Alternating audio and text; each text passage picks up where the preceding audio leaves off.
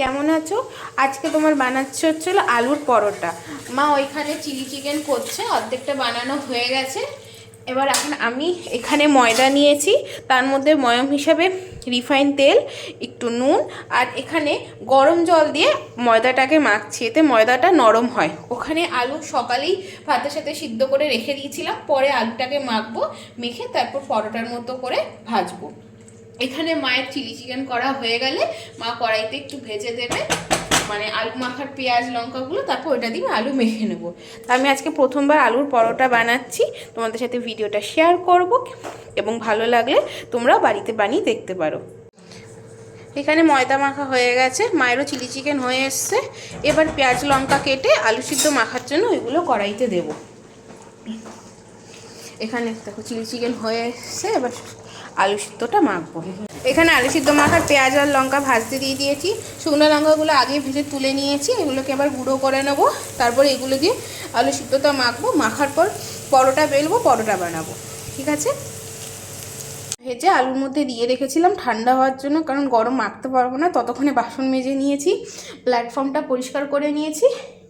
এবার পেঁয়াজ আলু সিদ্ধটা মেখে এবার আস্তে আস্তে রুটি পরোটাগুলো করব। ময়দাগুলোতে আলু ভরে অলরেডি রেখে দিয়েছি, এটা বানাচ্ছি আর একটা থাকবে। টোটাল 6টা আলুর পরোটা হচ্ছে। এখানে আলু সিদ্ধ মাখা এভাবে ময়দার মধ্যে পুড়ে তারপর গোল গোল করে বানিয়ে রেখে দিচ্ছি। এরপর বেলবো, বেলে তারপর ভাজবো। এখানে একটু রিফাইন অয়েল নিয়ে নিয়েছি যাতে বেলতে সুবিধে হয়। এবারে বেলে নিয়েছি, কারণ আমি বেলতে বেলতে ভাজতে পারি না, একটার পর একটা রাখা আছে। শেপটাকে ইগনোর করো, আমরা জানি তোমরা বুঝতে পারবে না কী শেপের করেছি, কারণ আমি আজকে প্রথমবার করছি, আমি বেলতে পারি না, আমি প্রথমবার চেষ্টা করছি। এখানে গরম হয়ে গেছে প্যান, এরপর এর মধ্যে তেল দেবো, দিয়ে একটা একটা করে ভাজবো। মিডিয়াম আঁচে একটা ভাজতে দিয়েও দিয়েছি, অলমোস্ট ভাজা হয়ে এসছে। তারপর বাকিগুলো ভাজবো। আবার বলবো শেফটাকে ইগনোর করো, কারণ আমি বেলতে পারি না, আমি প্রথমবার বেলেছি, তাই আমি নিজেও জানি না আমি কোন দেশের ম্যাপ বেলেছি, কিন্তু আশা করি খেতে ভালো হবে। যাই হোক, একে একে সবকটা ভেজে এটার উপর তুলে রাখবো, তারপর খাবো। সবকটা পরোটা করা হয়ে গেছে। আবারও বলছি যে পরোটার শেপগুলোকে বাদ দিয়ে দাও, আমি প্রথমবার করেছি, আমি পারি না অত ভালো করতে।